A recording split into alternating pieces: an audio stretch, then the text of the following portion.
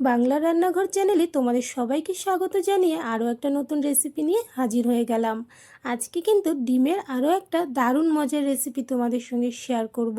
আজকে আমি বানাচ্ছি এগ মাখনি মালাই মশলা। ডিমের এই রেসিপিটা ফ্রাইড রাইসের সঙ্গে দারুণ মজার হয়, তৈরিও হয়ে যায় খুব তাড়াতাড়ি। তাহলে চলো আর কথা না বলে রেসিপিটা শুরু করা যাক।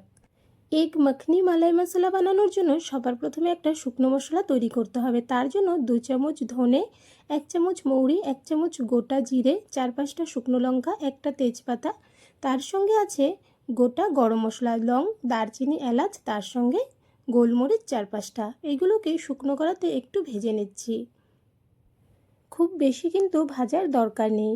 হালকা যখন কালারটা একটু চেঞ্জ হয়ে গেছে, এবার নামিয়ে ঠান্ডা করে গুঁড়ো করে নেব।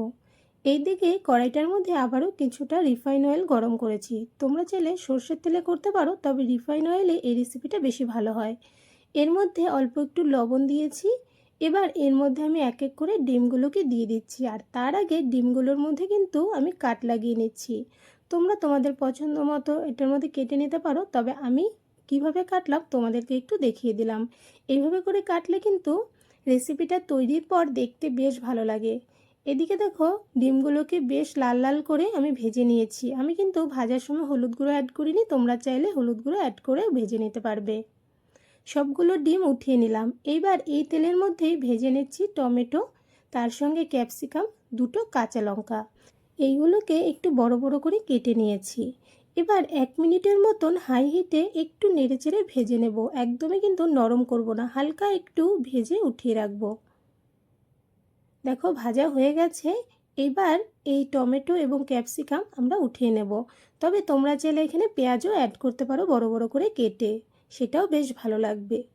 এবার এই তেলের মধ্যেই 1 চামচ বাটার অ্যাড করলাম। চাইলে তোমরা স্কিপ করতে পারো, তবে বাটার দিলে টেস্ট কিন্তু অনেক ভালো হয়।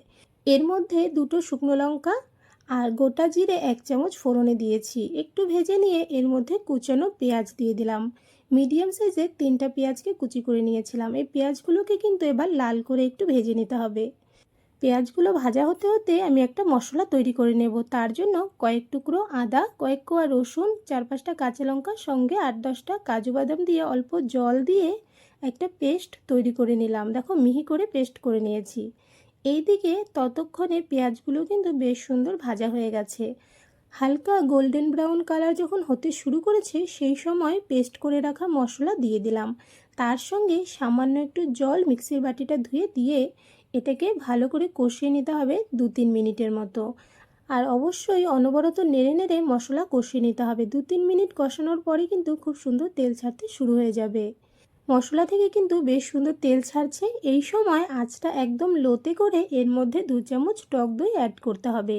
টক দই দিয়ে ফটাফট কিন্তু এটাকে খুব সুন্দর করে মিশিয়ে নিতে হবে, নয়তো টক দই অনেক সময় ছানা হয়ে যায়। দেখো কত সুন্দরভাবে টক দই কিন্তু মিশে গিয়েছে। এই মশলাটাকে কিন্তু আমি আরও 2 মিনিটের মতন কষিয়ে নিয়েছি, আর খুব সুন্দরভাবে কিন্তু এর মধ্যে থেকে তেল ছাড়তে শুরু হয়ে গেছে। এইবার এর মধ্যে অ্যাড করতে হবে কিছু গুঁড়ো মশলা। প্রথমে আমি যে মশলাটা ভেজে গুঁড়ো করে নিয়েছি তার থেকে 1.5 চামচ দিয়ে দিলাম। তার সঙ্গে ছোটো চামচের 1 চামচ লাল লঙ্কার গুঁড়ো, তোমরা চাইলে স্কিপ করতে পারো, তবে আমি কালারের জন্য একটু দিয়েছি।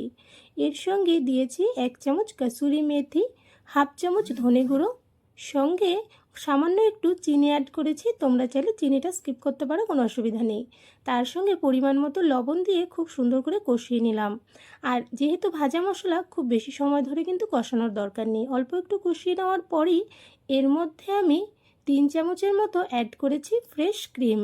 অবশ্যই ফ্রেশ ক্রিমটা অ্যাড করার চেষ্টা করবে, তাহলে কিন্তু রেসিপির টেস্ট অনেক ভালো হয়। যেহেতু এই রেসিপিটার নামই মালাই মাখনি, তাই এর মধ্যে কিন্তু ফ্রেশ ক্রিমটা অবশ্যই অ্যাড করার চেষ্টা করবে। আর যদি ফ্রেশ ক্রিম না থাকে, তাহলে এখানে কিন্তু দুধের মালাই বা দুধের সরও অ্যাড করতে পারো।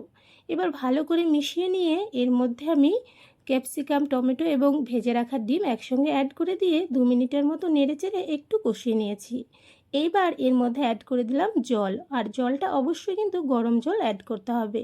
এখানে আমি পরিমাণ মতো গরম জল অ্যাড করে ভালো করে নেড়েচেড়ে মিশিয়ে নিলাম। এবার এটা একটু ফুটে উঠলে এর মধ্যে 5 মিনিটের জন্য ঢাকা দিয়ে দিতে হবে। 5 মিনিট পর ঢাকনাটা খুলে নিলাম। আর এইবার এই গ্রেভিটাকে কিন্তু আমি আরও 2-3 মিনিটের মতন জাল করব, এতে করে টেস্টটা ভালো আসবে। আর গ্রেভিটা তোমরা যতটা পাতলা বা ঘন রাখতে চাও সেই অনুযায়ী জাল করে নেবে। আমার কিন্তু মালাই মাখনি একদম রেডি হয়ে গেছে।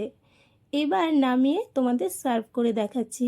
ডিমের এই মালাই মাখনিটা কিন্তু দারুণ মজার হয় খেতে। রুটি পরোটার সঙ্গে তো ভালো লাগে, তার সঙ্গে ভাত, ফ্রাইড রাইস সব কিছুর সঙ্গে দারুণ লাগে।